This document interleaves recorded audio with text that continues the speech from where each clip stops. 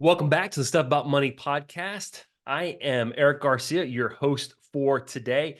And I have a guest on today, Phil Blancato. Phil is a two-time guest. Phil is the president and CEO of Ladenburg Asset Management. I want to say somewhere in the neighborhood of 5 billion-ish under management. And he's also the chief market strategist for Osaic, oversees half a trillion. I don't know. I'm making numbers up. Does that sound about right? All right, 600 billion. Then we advise on. 600 billion, so a little bit north of half a trillion. So I want to say you know a little bit about what we're going to be talking about today in the stock market. Phil, how you doing, man? I'm good. How are you, buddy? Man, I'm good.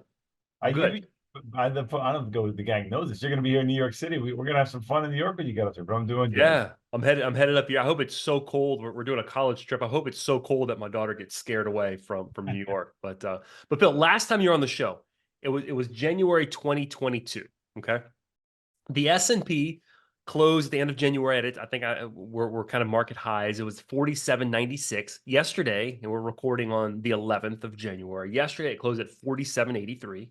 Inflation was somewhere 7.5%, I think, and we're somewhere around 3.5 or 3.25%, somewhere give or take, somewhere right around there today. The employment rate was 4% back in January 2022. Today, it's around 3.7. No one could spell Chat GPT, and the Georgia Bulldogs were the college national champions. Yes, they were. Past tense, unfortunately. Some things have changed, and some things haven't changed. All right.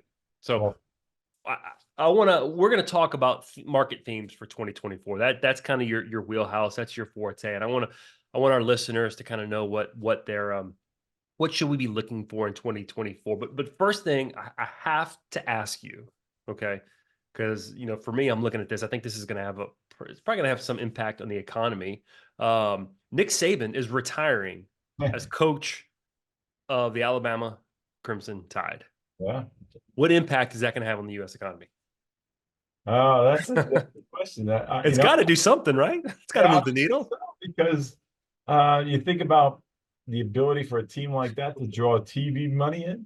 If they fail and they're not as strong, then suddenly the NCAA that may not have its poster team that people love to root for, and you get less money rolling into there. That means there's less money coming out of into college sports, and then the impact is maybe college sports aren't as exciting. It's a big deal. These are money How makers. many? Well, how many LSU fans, Georgia Bulldog fans, Auburn fans are just feeling top of the world right now, and they're just going to go out and spend a lot of money and drive the economy? That's what I'm thinking. That's what I'm. Well, I'll give you an example. Next year, Georgia plays Alabama in Alabama. I would bet the price of those tickets will be 20% cheaper, if not more, because Nick Saban's not going to be there, because the idea that they're not the team they were. To beat the Nick Saban Alabama team by Georgia in Georgia would be a moment of a lifetime. Now, different coach. Okay. It's kind of like Ohio State. Look at Ohio State. The fanfare around them, the money they used to generate today versus their current coach. That's a thing. It'd be fun Well, to watch. people have more money to spend on other goods and services in the economy, but Sure. They'll spend it on a cruise or on a flight or on somewhere some more fun. yeah, we need people to keep spending. What 70% of our GDP is our listeners spending their money. It's kind of a good thing and a bad thing. But anyway, I want to talk about themes for 2024. 2023 was a weird year. What? It was a good year for our portfolios, right? But like every conversation I had with people, it was like, I'm losing money. I'm like, no, you're not. But it feels that way. I feel like I'm losing money, but they didn't. So The irony is, I think what the hardest part about 23, and it'll be this way for 24 as well, which is, the reset higher inflation. You've been in a scenario where inflation has come back down to almost normal levels. So today we saw inflation come out roughly around still 4%, depending on which metric you look at. It's still double where we were, but it's not the 10% that we saw for the better part of 2 years in a row. So the reset higher inflation, your home worth 30% more and not going back down. Your car, 15% more, not going back down. Food, some of it's still 10, 15% higher. What we've accepted is that inflation isn't going higher anymore, at least not at a significant rate. But what we're having a tough time with is this reset higher is making people think the economy is really bad. And truth be told, the economy's not that bad. I mean, people have a good job. They're employed. They got a heck of a raise the last 3 years. Wages are still higher than the rate of inflation. So it's not terrible. But when it came to markets, you looked at it and you go, scratching my head, I got my butt kicked in 2022 in bonds. Bonds clobbered you in 22. You've never lost that money in bonds ever. Yep. In 23, it took till October to really make any money. I mean, we were up, but if you didn't own 7 stocks or just a blanket S&P that the bulk of the money was from those 7 stocks, then you didn't make any money. So it was a very unusual market. And by the way, you lost money in bonds all the way till the second week of October when it finally turned around and turned positive for the year. So you're right. It was a really difficult market. It's all because of one reason, the Federal Reserve. You know, at the end of the day, the Fed actions are what's impacting inflation, interest rates, the ability for the stock market to go higher or lower, the ability for the bond market to go higher or lower. And that is because when you have high levels of interest rates, it makes it expensive for companies to borrow, meaning they make less money, means their stock price doesn't go higher. The idea that the Fed was going to cut rates into this year, late this year, early next year, spurred the stock market significantly higher because, again, companies will make more money because they're spending less on borrowing money to grow their businesses. Bond market, same thing. When interest rates go down, bond prices go up. Yeah. It's real simple. If you walked into a bank, let's use an analogy for folks out there. You bought a CD today, a 1-year CD, probably earning 4%. If you go into that bank, probably by September, that 1-year CD is going to earn 3%. That'll be the issue that day. So it's a point level.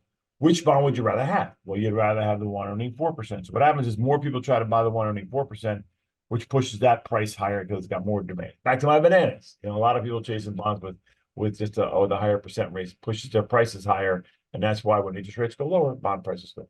So bananas, if you want to know that reference right there, go listen to the first episode that Phil was on. He talked about selling bananas, in the middle of the street, right, to cars as a kid, making some.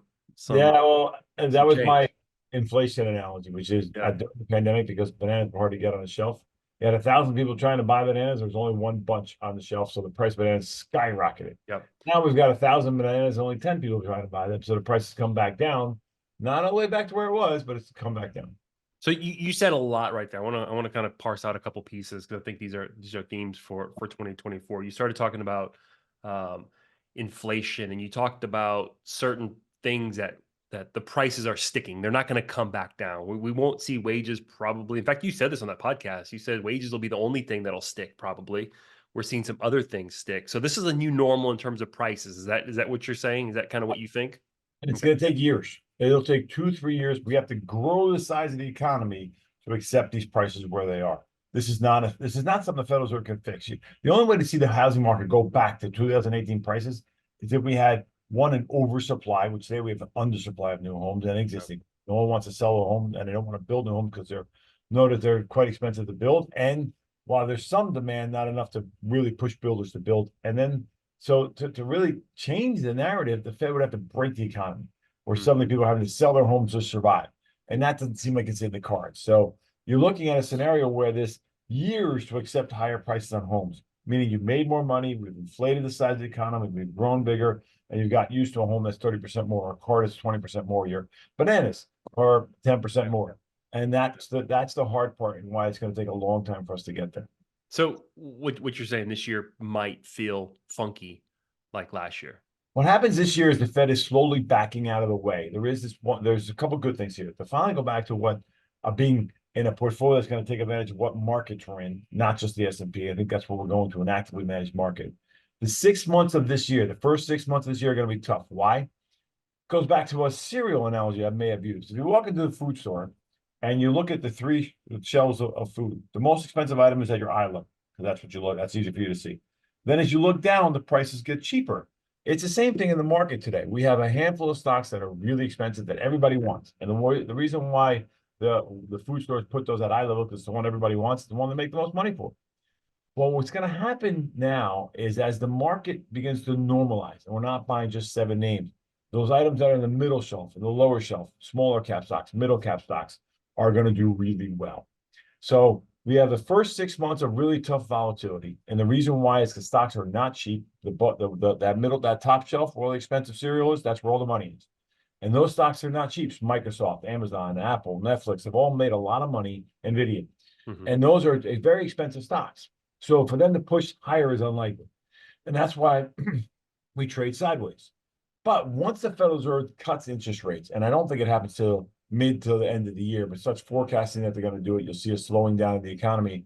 Then those cheaper names where there's better value will come into play. and you'll see the stock market broaden out. So my one theme for this year is this is a year where you can begin to add small cap stocks to your portfolio and take real advantage of. They're cheaper, they have great value, and they represent a growing economy. Now we're not there yet. And buying them right now would be probably a bit early, but I think sometime in that second quarter or that third quarter, when we're sure that we got into a soft landing or we had a recession and we're on our way out of it, there's your first theme of the year is it's not about the Magnificent Seven this year. It's about all the other stocks I think are going to do well. And again, the Magnificent Seven that you're talking about, you mentioned some of them: Microsoft, Apple, Nvidia, Amazon, Google, Facebook, or Meta. I'm sorry, Meta, and I'm missing one. But Nvidia, Tesla. yeah, Tesla. And those, what's interesting is, and that always seems to be the case, though. There's always top companies, top names that drive the S&P. But this year, or 2023, it seems like it was almost a little bit magnified, right? Those 7 companies. Like 103% of the return last year. That means the other 493 were down for the year. The last couple of weeks of the year got a little bit better, but by and large, they represent the entire return. So that's a very narrow market, very risky. What if one of them goes bad? Then more than likely it's going to affect the other ones, and they're all going to go down. Now, these, oddly enough, they're not the tech names of old. Back in the day, when interest rates went higher, these tech names got clobbered. But today, these tech companies make a lot of money. Nvidia makes a lot of money. Microsoft, Apple, Meta, Google make a lot of money. And for that reason, they act even a bit defensive. So I'm not suggesting you sell them, but take some profits and pivot to where you get a better upside in a normal economic environment.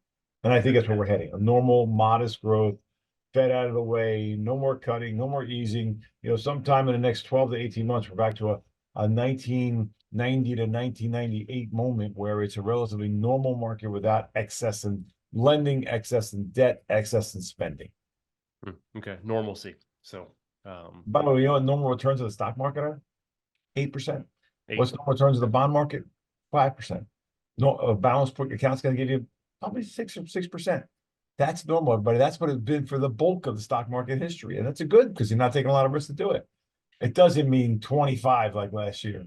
Yeah, I think that's the thing. You bring up a really good point. So normal, we can also maybe exchange boring. We don't want we don't want the ups and the downs. So that just messes with our emotions. Even as advisors, we're like, oh, come on, right? When we're tracking the market. So normal. And here's what's interesting is I think markets like 2023, when we sit down and we look at it, we see our returns, we're really good, really excited. We forget that that's not normal. 23, 26, 30% market returns are not normal. Negative 10 returns are not normal.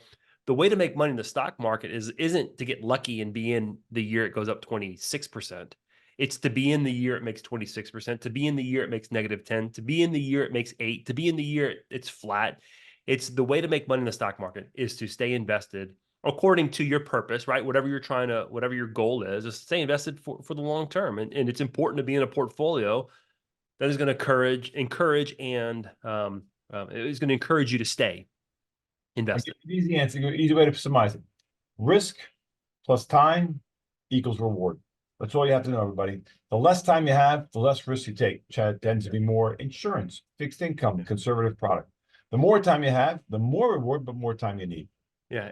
In my hope, some of the themes that we're talking about, my hope is that, as our listeners, as our investors understand some of these things that are going to happen, they may be a little bit better equipped to handle the negative news and even the positive news, because the positive news messes with us, right? We talked about 7 names driving the stock market. How many people just want to go invest in those 7 names right now? And you're telling me, maybe, yeah, they'll probably still go up, but we're not going to see the 70, 80, 90% returns like we saw last year, possibly, right? So it might not be a good idea to go chase them. You won't have any money left over to buy anything else. Standing in the market, you go buy those names. They're expensive. They're very high price stocks. And I don't think they have nearly as much upside simply because you have a scenario where they've had one incredible run, justifiably in some cases, but too much. Yeah. Let's go on to my second theme. Stock market in general. I think we end the year positive. I think we'll have another positive year. First off, election years in general will have average rates of return of 12% going back to the 60s. There's only one year that we lost money in election year. That was 2008, going back to the 60s. So the election years are usually very positive. Beyond that, whenever the Federal Reserve stops hiking interest rates, and it seems to have stopped, or begins to cut, we get positive equity market returns, anywhere from 8 to 14%. So history is a great place to begin in markets. his history is on your side here. It's a chance to really use history to your advantage. But beyond that, if the market breadth widens, like I think, we have a tough first 6 months. We probably, I don't know, everybody, and every single year we have 3 times we lose at least 5% on the market. One time we lose at least 10%, and usually one time of 15 every 18 months. So a nice correction, we call them a brush fire, an 8-10% correction is a great opportunity to jump in. I think we get one of those in those first 6 months, and we see real signs of a slowdown, whether it's the labor market or just in general. There's a chance to jump into the market and enjoy a nice ride higher. But even still, net, I think we've done up 8 to 10% because of this broadening out into other areas of the market once the coast is clear around elections, which we know it's going to be a very turbulent election season, and the coast is clear around whether or not the Fed is done or not done.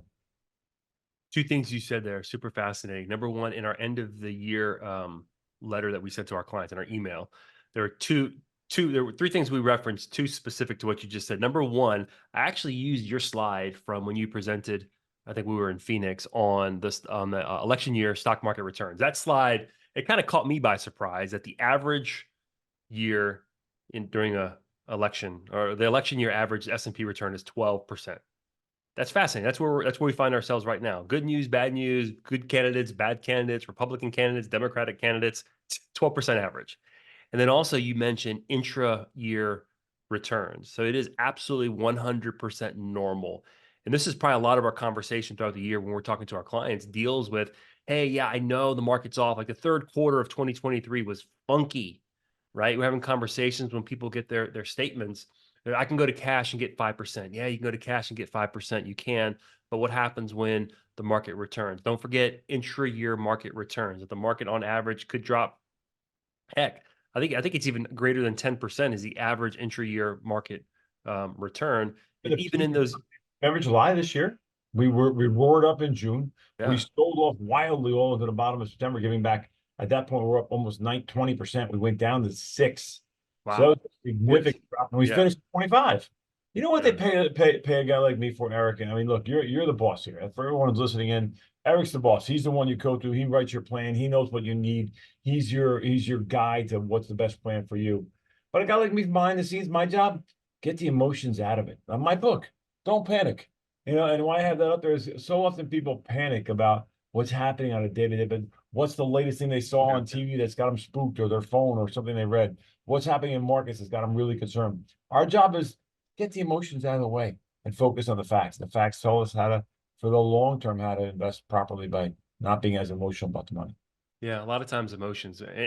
This goes with a lot of decisions and a lot of actions that we take. If we put emotions in front and let the emotion drive the action, oftentimes it's not the best action for us to take. So that's the challenge. That's the hard part about investing is indeed removing the emotion and staying the course. That's why we talk about purpose. What's the purpose of your money, right? If you tell me the purpose of your money is 20 years from now when you retire, what the stock market does in 1 year is fairly immaterial to a 20-year period.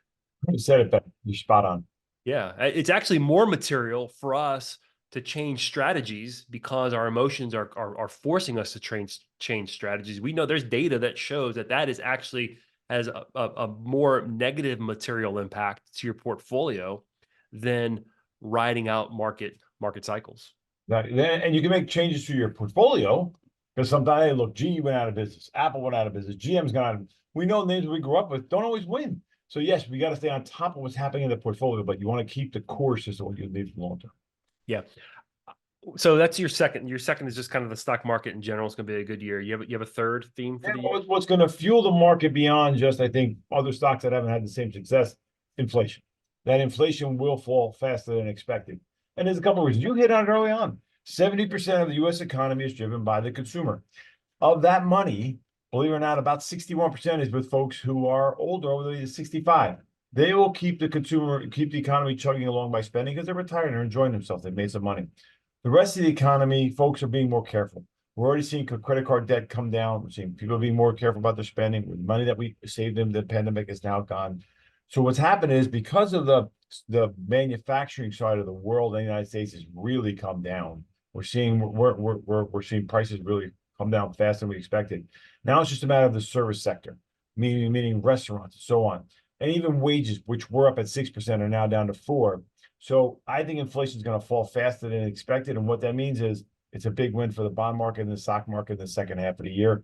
It means the Federal Reserve does cut rates at some point late this year or early next year. And believe it or not, I think they cut rates not because they're worried about a recession. They're going to cut rates because they don't want the current federal funds rate or current rate of what you get paid to put your money in the bank to be significantly higher than the rate of inflation. Rate of inflation right now is 3.8%. If I'm right, that falls to 3% this year, and they won't keep interest rates up at 5, they'll cut them back down to 3, so they match, and they should match. We call that the natural rate, the rate of inflation versus what you can earn at a bank. It's basically supposed to be flat. And for that, I think inflation falls faster. By the way, things like technology are incredibly deflationary. Think about all the things your phone does. How much stuff don't you buy? Because your phone, you don't buy a camera, you don't buy a video recorder, you don't buy a whole host. Think of all the stuff. You don't buy a calculator and so on. So that's deflationary. Demographics globally are deflationary. Think of China. China is really contracting because they're getting old really rapidly. Those things bring costs down. And as the rest of the world really kind of turns on their manufacturing to 100%, which has really already happened, and we're, supply chain issues are gone. There's some issues in the Red Sea right now, but assume that's temporary. Then suddenly we should see a real contraction. And look at oil. Oil was up at $100 a barrel. Now it's down to, call it 75 a barrel. And it's because the United States now produces more oil today than it ever has before, more natural gas than it has before. So we fixed a lot of these good shipping. Shipping was $20,000 a container to get it overseas. Now it's back to 2,000. Guess what it was pre-pandemic? 2,000. So I guess my point is, I think you'll see inflation fall pretty quickly, and that's it. That's what's going to drive the bond market and the stock market in the second half of the year. You'll see more of that data as we go through this first half. Let's go back to China really quick. One of the slides that you showed and you spoke about back in October when you presented, you talked about, and this stat actually caught me by surprise. The amount of goods that we import overseas, that we import more from Mexico than we do from China now. Yeah, so there's this almost like, well, China can bring us to our knees. China can wreck us, but we're not as. Talk a little bit about our dependence on China, because I know that's a theme and that's a story that's kind of ever present. It seems. What's China doing? What's China doing? Talk a little bit about that. Well, some of this is administrations, and I don't play politics. I don't care. But we kind of went anti-China. I would say beginnings of it were end of Obama, certainly much more so into Trump, and to a degree continued under Biden, with this idea that because so much of our supply chain was reliant on them, we saw this during the pandemic. We made a concerted effort to move that as a company, the United States as a company. So now we've diversified into India and certainly into Mexico and into Canada. And that trend is certainly going to continue. Onshoring, and a lot of it's because of technology, has made a profound difference. Then you mix in the China-Taiwan situation from a geopolitical standpoint, not great. Russia, Ukraine, not great. So there's an effort to disenfranchise China and then go one further. They have a population that's contracting. They have 1.4 billion people, and the bulk of them are getting to the age of 60 at the same time. And guess what? They don't want to have babies anymore. They're forcing parents to have kids, and we're saying no.